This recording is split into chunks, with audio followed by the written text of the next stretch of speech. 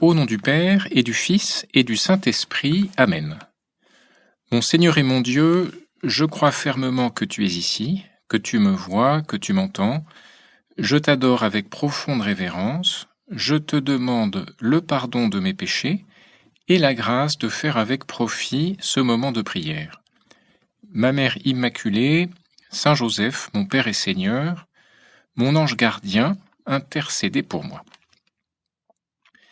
Alors nous arrivons aujourd'hui à la fin du grand discours missionnaire que nous méditons dans les évangiles de la messe depuis la semaine dernière. Dans ce discours, on voit toutes les indications que, Seigneur, tu donnes aux 12 avant de les envoyer en mission. Mais il faut reconnaître que ce que nous entendons aujourd'hui est assez déconcertant. Ne pensez pas que je sois venu apporter la paix sur la terre, je ne suis pas venu apporter la paix, mais le glaive. Alors Seigneur, tu n'apportes pas un rameau d'olivier, mais un glaive, une arme. Pourtant, Isaïe avait annoncé que le Messie serait le prince de la paix. Et d'ailleurs, dans la nuit de Noël, les anges chantaient « Gloire à Dieu au plus haut des cieux et paix sur la terre aux hommes qu'il aime ». Alors, en fait, c'est une évidence. Tu es bienvenu nous apporter la paix. En fait, tu nous donnes la clé de ce verset déconcertant.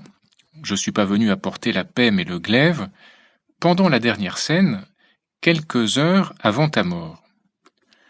Je vous laisse la paix, je vous donne ma paix, ce n'est pas à la manière du monde que je vous la donne. Alors c'est ça, tu nous apportes la paix mais pas à la manière du monde. Parce qu'effectivement, il y a plusieurs sortes de paix. Alors il y a la paix de l'égoïste, celui qui veut pas être dérangé, qui veut qu'on lui fiche la paix. Surtout pas se compliquer la vie, agir comme tout le monde, ne pas avoir de problème, se fondre dans l'ambiance. On en a continuellement des exemples dans notre entourage, même chez certains qui se disent chrétiens et prennent allègrement le contre-pied de l'enseignement de l'Église. Ça, c'est la paix à la manière du monde. Une paix qui, en fait, n'en est pas une, parce que la vérité continue malgré tout d'éclairer les consciences, et ces personnes savent bien que dans le fond, il y a quelque chose qui cloche, d'où une certaine tension, et finalement il n'y a pas de paix. Alors Seigneur, pour nous libérer de cette fausse paix, tu prends cette image du glaive. Ce glaive, c'est d'abord le glaive de ta parole. Pensons au passage lumineux de l'Épître aux Hébreux. Elle est vivante, la parole de Dieu, énergique et plus coupante qu'une épée à 2 tranchants. Elle va jusqu'au point de partage de l'âme et de l'esprit, des jointures et des moelles, elle juge des intentions et des pensées du cœur. Cette épée à 2 tranchants, qui est un glaive, c'est un glaive qui apporte la paix au plus intime de la personne.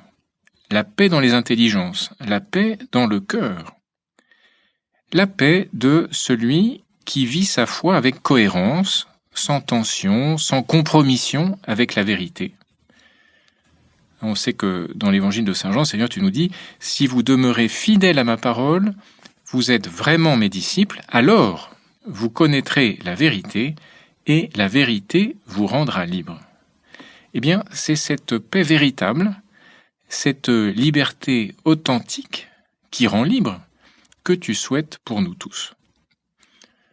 On est ce matin dans le discours missionnaire. Il s'agit donc aussi d'apporter cette vraie paix et cette liberté intérieure à nos amis. Leur faire découvrir la joie et la paix, 2 mots qui apparaissent souvent ensemble dans les prières de la liturgie, la joie et la paix. Alors malgré ce préalable, on est quand même encore un peu perplexe quand on lit la suite. Oui, je suis venu séparer l'homme de son père, la fille de sa mère, la belle-fille de sa belle-mère. On aura pour ennemis les gens de sa propre maison. La paix de la famille, la plus importante, la plus douce, la plus nécessaire de toutes les paix, serait donc troublée par l'Évangile. Là encore, il ne faut pas isoler ce verset du reste de la Sainte Écriture. Parce que la première réalité, Seigneur, que tu as sanctifiée par ta présence, c'est bien la vie de famille, avec Marie et Joseph, et en plus, pendant de longues années. De même, rappelons-nous que tu es Dieu et que tu es donc l'auteur du 4e commandement. Il faut honorer son père et sa mère. Ou souvenons-nous aussi que c'est toi qui as élevé cette réalité merveilleuse du mariage à la dignité de sacrement. Et donc évidemment, tu n'es pas venu diviser les familles, bien au contraire. Mais ce sont les hommes eux-mêmes qui peuvent choisir la division quand ils refusent ta parole. En lisant l'évangile d'aujourd'hui, je me suis souvenu de l'histoire incroyable de Joseph Fadel, ce jeune Irakien qui s'est converti et qui après a été forcé de fuir sa famille et son pays parce qu'une condamnation à mort avait été prononcée contre lui.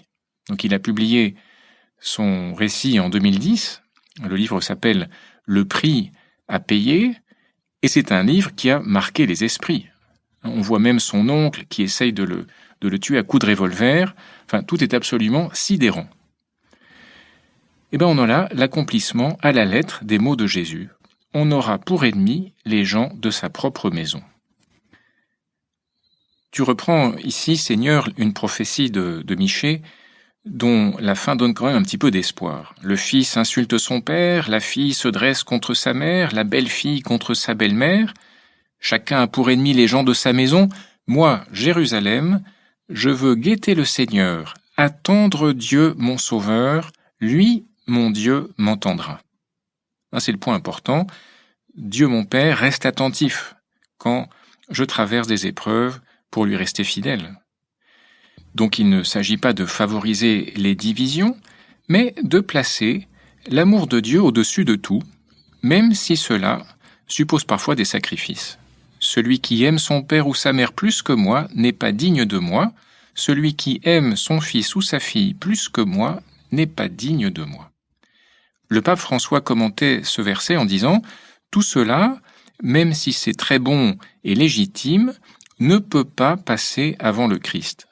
Non pas parce qu'il nous veut ingrats et sans cœur, au contraire, mais parce que la condition du disciple exige une relation prioritaire avec le Maître. » Alors, ce qui vient ensuite a dû horrifier les disciples. « Celui qui ne prend pas sa croix et ne me suit pas n'est pas digne de moi. » La croix était ce supplice barbare en usage dans l'Empire romain. C'est d'ailleurs la première fois que la croix apparaît dans l'Évangile. Et ça a dû apparaître encore plus effrayant aux apôtres qu'à nous. Alors tu ajoutes encore une idée paradoxale. Qui a trouvé sa vie la perdra, qui a perdu sa vie à cause de moi la trouvera. Mais là aussi, il y a deux significations du mot vie. Il y a la vie spirituelle et la vie naturelle. C'est-à-dire il y a la vie éternelle et puis la vie temporelle sur terre. S'attacher trop à la seconde, vouloir la conserver absolument, ne pas avoir de problème, même au prix de notre fidélité à toi, Seigneur, c'est s'exposer à perdre le bonheur infini du ciel, ce bonheur que tu as préparé pour ceux qui auront vécu fidèlement leur baptême. Alors, heureusement, tu conclus cette instruction avec un encouragement puissant pour ces 12 apôtres que tu vas envoyer en mission quelques instants plus tard, et puis c'est aussi un mot d'encouragement pour chacun d'entre nous, parce que chacun d'entre nous, nous sommes aussi apôtres en vertu de notre baptême. Qui vous accueille, m'accueille, et qui m'accueille, accueille celui qui m'a envoyé. Qui accueille un prophète en sa qualité de prophète recevra une récompense de prophète. Qui accueille un homme juste en sa qualité de juste recevra une récompense de juste. Et celui qui donnera à boire même un simple verre d'eau fraîche à l'un de ses petits en sa qualité de disciple, amen, je vous le dis, non, il ne perdra pas sa récompense. Eh bien, même dans les difficultés que tu as évoquées, Seigneur, pour nous préparer, pour qu'on ne soit pas surpris, on voit que tu ne nous laisses pas sans appui. Il y a l'aide de ta grâce, bien sûr, mais on voit qu'il y a aussi des appuis humains, des aides humaines, des encouragements, des gens qui finalement vont aider les apôtres dans leur mission. Cela étant, tout ce que tu nous dis ce matin nous rappelle les mots bien connus du vieillard Siméon à Marie, le jour de la présentation de Jésus au temple. Cet enfant sera un signe de contradiction. C'est vrai, Seigneur, tu es le signe de contradiction. Si nous voulons te suivre de près, ça peut décevoir les attentes de notre famille ou de nos amis, mais tout cela ne doit pas nous inquiéter, parce que c'est toi qui fais bouger les cœurs, et c'est toi qui les conduis à la plénitude du bonheur. Le bonheur dès ici-bas, et puis ensuite au ciel, pour l'éternité. Je te remercie, mon Dieu, des bonnes résolutions, des actes d'amour et des inspirations que tu m'as communiquées dans cette méditation. Je te demande de m'aider à les mettre en pratique. Ma Mère Immaculée, Saint Joseph, mon Père et Seigneur, mon ange gardien, intercédez.